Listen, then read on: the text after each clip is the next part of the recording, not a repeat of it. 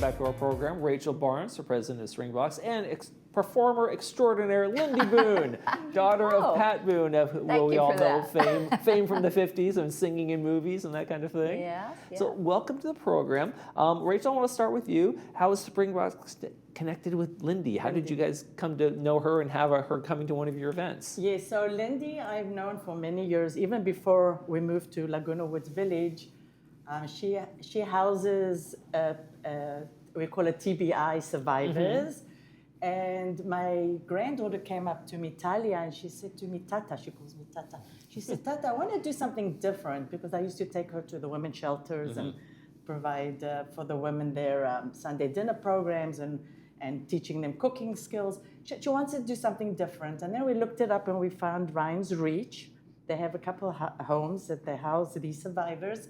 And Talia used to go, and I think I have a picture of Talia reading to one of the girls there. Yeah, Rebecca. Yeah, and she used to either do like art projects, cut magazine clippings and just talk to them about what each picture means. Yeah. And so that's how. And then I knew there's Talia there.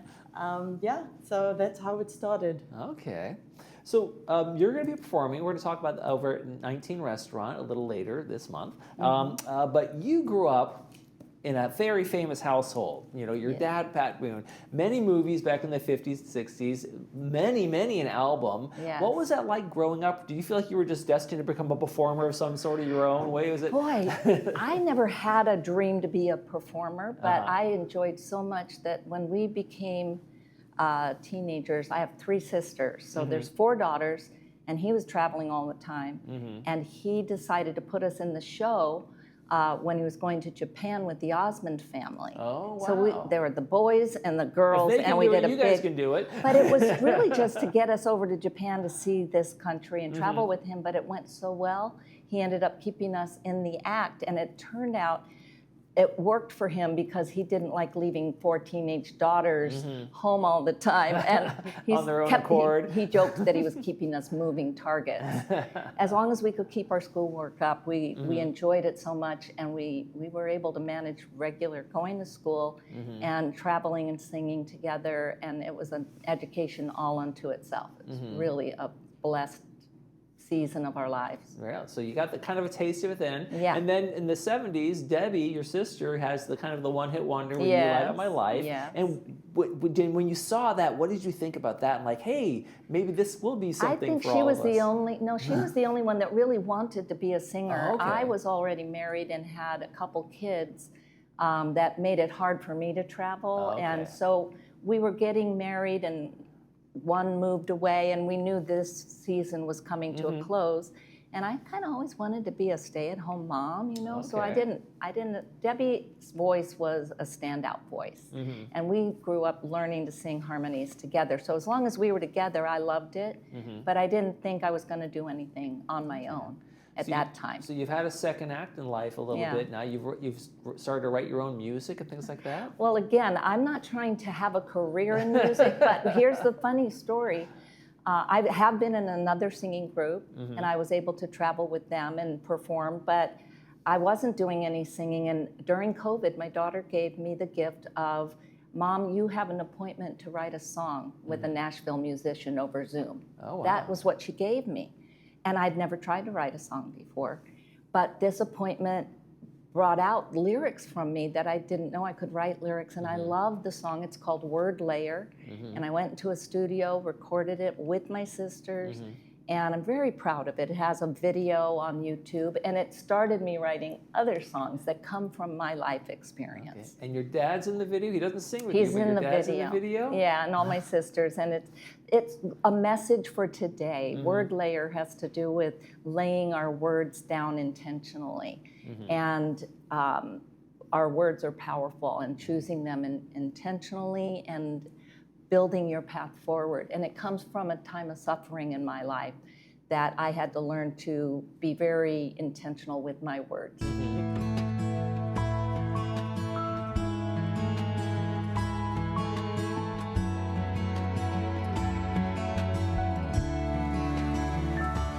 When your happy turns to tears and you're broken by your fears, it's so tempting to declare that all is lost. You can speak into creation and build a new foundation, laying word upon the cross. Spend some time with your Creator. Are you grateful that He made you? Do you know that you're a creator too?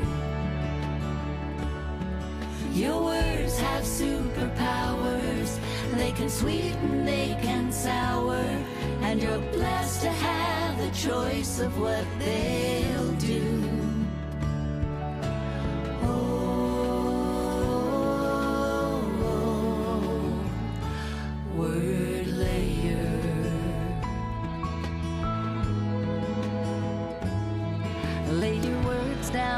Intention. Pain can motivate invention. Look at nature, how she cycles death to life. That's our model, life returns. Will it be better for your words? Are they life? Are they love? Do they beautify? Spend some time with your Creator.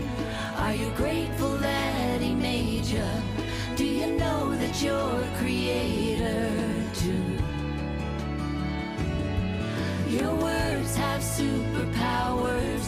They can sweeten, they can sour, and you're blessed to have the choice of what they'll do.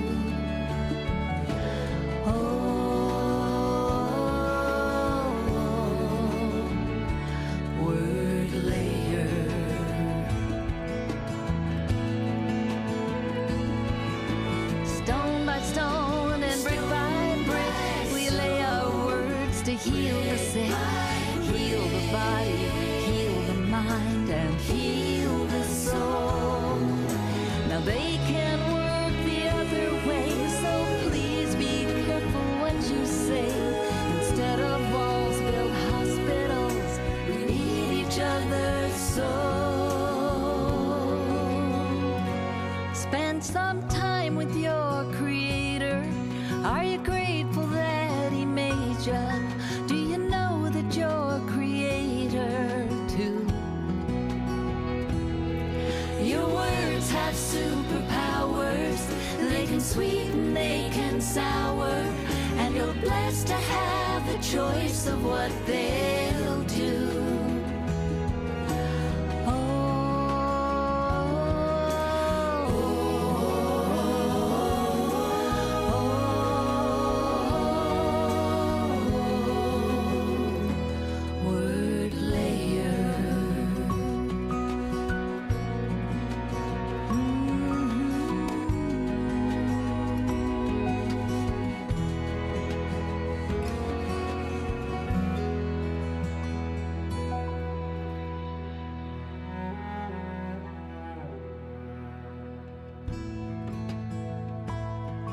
That was a neat little video. We saw a picture of you at the Nashville, and also your son in that picture as well. Oh, Ryan. We just saw. Yes. Ryan, and that Ryan's reach. Tell us about Ryan. What occurred in his life I love that kind of changed everybody's life in Right. that family, in your family. Yes, June 19th, 2001, I divide my life into before and after, because this beautiful guy that I birthed and raised, and he was engaged to be married, and 24 years old, he stepped on a skylight on the roof of his apartment building, and it was a 3-story building, and it broke, and he fell to concrete and incurred a lot of injuries, but the brain injury, traumatic brain injury, and all of a sudden we were learning things about the brain, and he lived with us for 22 years. He's still close by, but recently we've given him a home. He's gotten his own home with caregivers and therapies 10 minutes away from us. So I just thought it was good to have us separate, but we've just shared this life with him and this journey. And through it, we started a nonprofit to help other people going through the same thing. And we were blessed because we had a notoriety to be on Larry King Live 5 times during the first year and a half. And it brought so much attention to Ryan all over the world. And so we knew that attention was to kind of be a platform where we could bring awareness to traumatic brain injury and help other people. And what's it like kind of entering that world and kind of get a crash course in this world you never really probably knew much about, and Not now at you all. have to become this expert in, and now you're touching other families and lives, so it becomes kind of a bigger calling for you. It is. Well, you know, I hadn't suffered before. I had a charmed life and everything was going well. So it was a school that I didn't want to go to, but it yields a lot of personal and spiritual growth, and it just birthed so much empathy and compassion that I'd never been a volunteer, let alone starting a nonprofit. I was just about my family, and so I wasn't a bad person, but I just didn't have this intention to help others. There wasn't that like engagement in the community like you have now, obviously. Now, when I hear about somebody new in the hospital with a brain injury and they want me to come, I just make a beeline because I know what they're going through. And I just want to be there. They're at the beginning of it.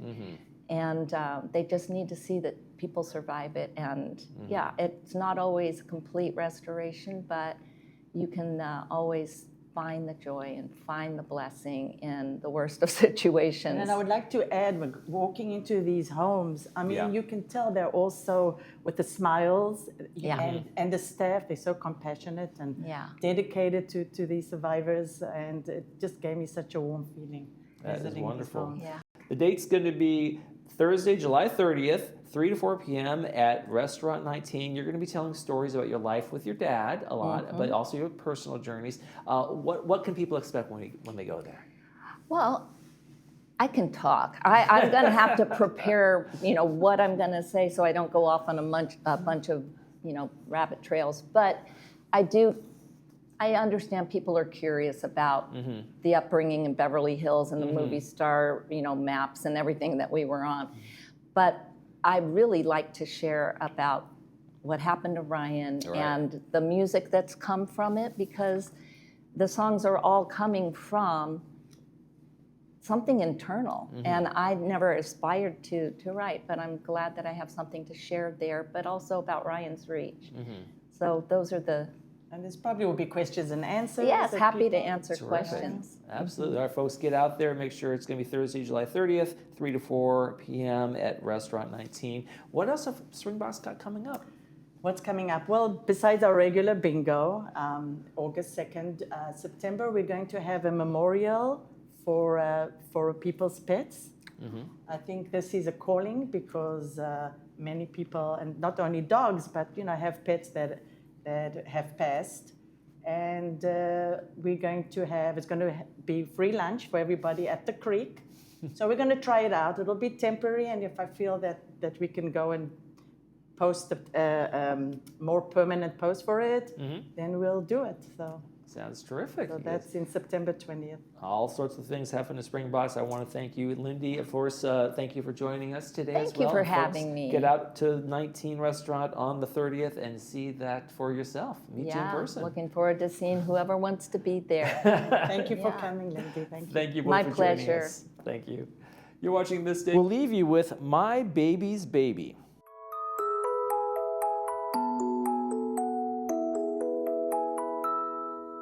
I felt you in my arms before I saw you with my eyes. I waited for so long, but you were no surprise. My heart has been creating a space for a love that is greater than any I ever dreamed of.